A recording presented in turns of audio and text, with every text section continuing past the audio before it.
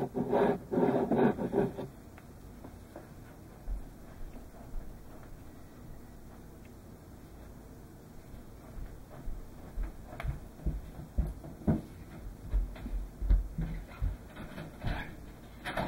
to the Today. Please come in. Thank you, everybody can sit down. Welcome to my secluded house. You can all make yourselves comfortable.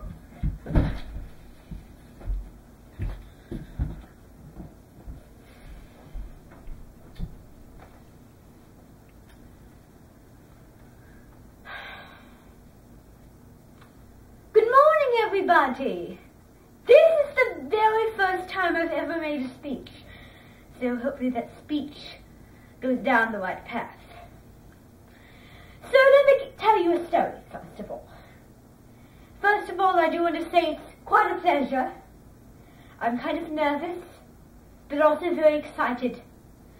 Now, I'm going to tell you a story. I have a new baby in the family, and his name is Toby. And he is the most adorable baby at all. Not to be vain, but I've seen babies, and no baby is more adorable than my baby, Toby. I love him deeply. I love him very deeply. I could not tell you how deeply, but it is the deepest love I have ever had. Now keep that in mind, because the tale I'm going to tell you is possibly going to be two-dimensional. So, yesterday evening I was at home, and I thought back, and I saw a video of when Toby was a baby. So Toby's about, I'd say about 10 years old now, and I watched a video, a very old video of him as a baby that I took when a friend of mine, she was a babysitter, and she had a Spanish accent. She actually spoke Spanish. That was her native language. She was from Spain. She lived there about 10 years of her life, and then the other 10 years she came here to America, and she learned our language. But she kind of has the two languages combined, meaning that she can't forget any of the languages. So she has English and Spanish combined into one. Now, she was a very nice lady, and she was a lady who really liked to take things easily and really didn't like to jazz things up. She liked to have things simple, and she doesn't really like to overcomplicate a lot of things. She is from Spain. She has her family, some of her family is from Spain, the other side is from, her mother's side of her family is in Spain, her father's side is here, but not really in this room necessarily, but in America.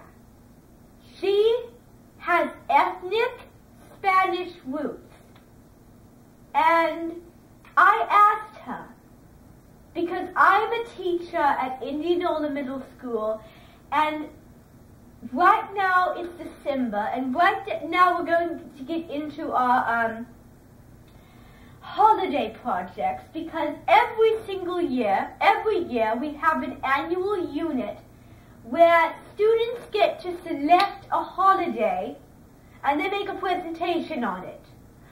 Now the holiday, so I called my friend, and if you don't know what her name was Dorothy. It doesn't sound Spanish, but yes, not Wizard of Oz. No. Dorothy in there was not Spanish. So anyways, I called her, and I told her, would you be willing to give them a sample of how to do it by coming to my school and having yours over Spanish bullfighting?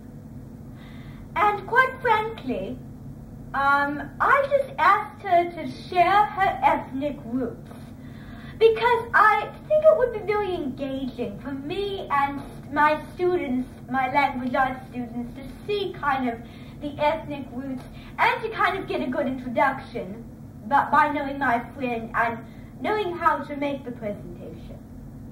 And if you want to know the software, it is Adobe Spark. How many of you have heard of Adobe Spark before? Yes. Yes, and you really cannot select the font or the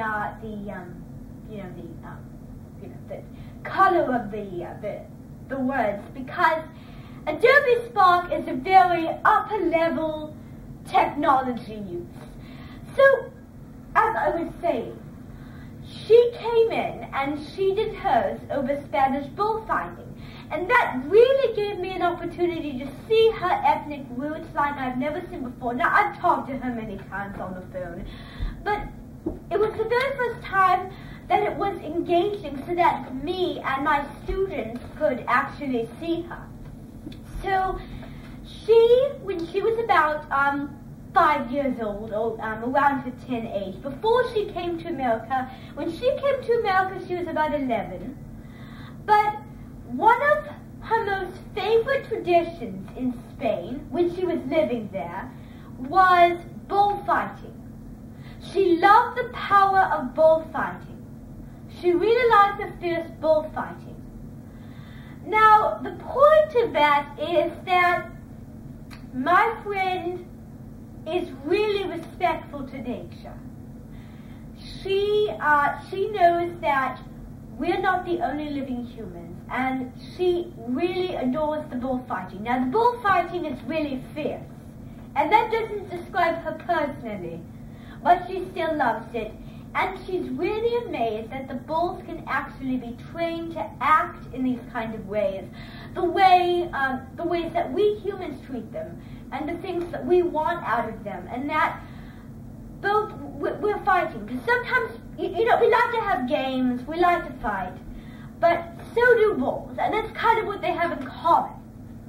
So we like to fight, and bulls like to fight. It's just really amazing to see animals interacting with some fun games planned out by you-know-who, us. So, I actually, when she was about, just recently, about 2 years ago, about 7 years ago, I went over to Spain, and I still remember. I remember every detail, and I saw the bullfighting, and I saw the bullfighting. I absorbed it, and then something came to mind. What came to mind was I wanted to write a children's classic story, because I really paid attention. I think I overanalyzed the whole bullfighting deal. I looked at how fierce the bulls were, and I thought, how do they act before the event? How did they act before the bullfighting? Were they ready to go in, or were they tame? And so I asked many questions to the guy leading the bullfighter after I went on a sunny June day, actually, in June. Late June, mid-June, June 27th. So I asked him, and he said that some of the bulls were a little bit tamer than others, but then there were several bulls that was very fierce. Now, the tournament goes something like this. The bull is covered in the opium, and they put these things in the bull to make the bull angry, because what they want out of the bull is what we want out of the bull is the bulls to fight, actually, to get mad. And so I absorbed that, and I was like, ooh, Lord, I think you're taking it a little bit far. I was like, half of me was going, yes, I really want to see it. Then the other half of me was going, don't be rude to nature. But I didn't say it because the other feeling was stronger. So that's kind of my personal opinion. So I went there and I asked him, and then I came up with a story. that I wrote, a children's story. It is called Ferdinand, because I observed how the bulls were fierce, and I wondered, I wonder what it would be like to have a bull that was very tame, because usually when you think of bulls, you think of really fierce creatures. Now what I'm thinking of is I'm thinking of a bull that is not fierce, that just likes to be lazy. And he has a life changer which goes down the wrong path, and then he's back where we started. So that's the idea of the story Ferdinand. Now, on the next break, and this is a story about a bull who just likes to just sit around and do nothing all day. And the other bulls are, he doesn't feel envious of the other bulls, because the other bulls, he feels lonely, because the other bulls are interacting and they're doing all this fun stuff, and they're, playing with each other, but not him, because of how lonely he is, because, maybe he's smaller than the other. He's smaller than the other, so he doesn't like that. So all he likes to do is he just likes to sit under a tree, and he doesn't like to fight. He just likes to sit. He just likes to look around. He just likes to smell the flowers. Now, I'm going to read to you the story created by me, Barbara Eden, that's my name. And I'm going to show you kind of the story that I came up with, and I hope that you will be amazed. Okay? So let's take an intermission,